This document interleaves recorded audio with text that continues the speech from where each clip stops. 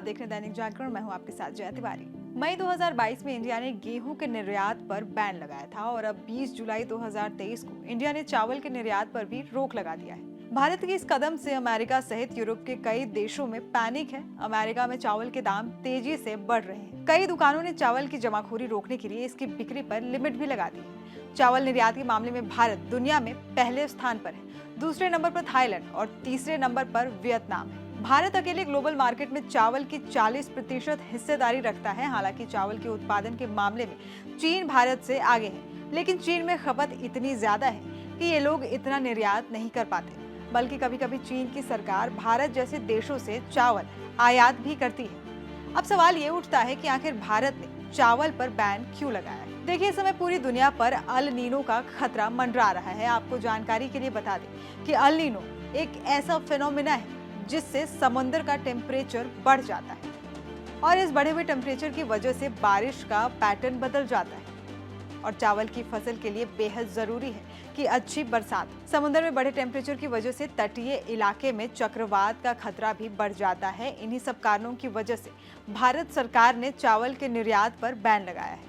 हालांकि अफ्रीकी देश सेनेगल और गंबिया के साथ भारत सरकार ने एक डील की है, जिसके अंतर्गत इन देशों को 3.5 लाख टन चावल दिए जाएंगे। इसके अतिरिक्त इंडोनेशिया के साथ ये समझौता हुआ है कि अगर इंडोनेशिया अल नीनो से प्रभावित होता है तो उस स्थिति में भारत इंडोनेशिया को भी 10 लाख टन चावल सप्लाई करेगा। दूसरी बड़ी खबर रूस से है। दरअसल रूस ने ब्लैक सी ग्रैंड डील को तोड़ने का फैसला किया है। पिछले साल रूस, यूक्रेन और तुर्की के बीच ये डील साइन हुई थी। इस डील के जरिए यूक्रेन अफ्रीकन देशों के साथ साथ दुनिया के कई देशों को गेहूं सप्लाई कर रहा था, लेकिन अब रूस ने इस डील को तोड़कर यूक्रेन के बंदरगाहों पर हेवी बॉम्बिंग करना शुरू कर दिया है। रूस का कहना है कि इस डील से सबसे ज्यादा फायदा अमेरिका और उसके सहयोगी देशों को हो रहा था। इसके अतिरिक्त रूस का ये भी कहना है कि इस डील में ये कहा गया था कि रूस भी अपने फूड आइटम्स दुनिया में सप्लाई करेगा, लेकिन रूस पर लगे प्रतिबंधों की वजह से रूस के फूड आइटम्स ग्लोबल मार्केट में नहीं पहुंच रहे हैं,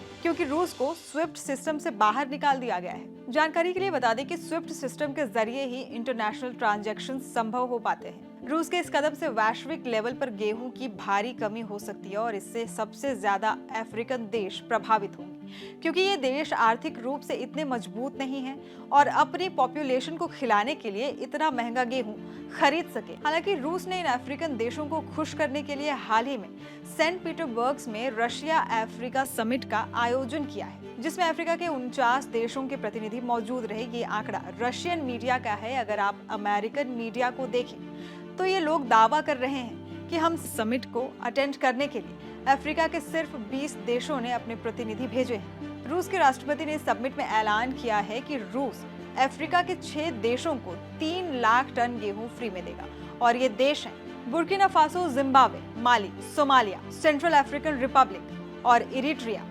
रूस इन देशों को 50-50 हजार टन गेहूं मुफ्त में सप्लाई करेगा। यहाँ तक कि रूस इन देशों से जहाजों का किराया तक नहीं लेगा।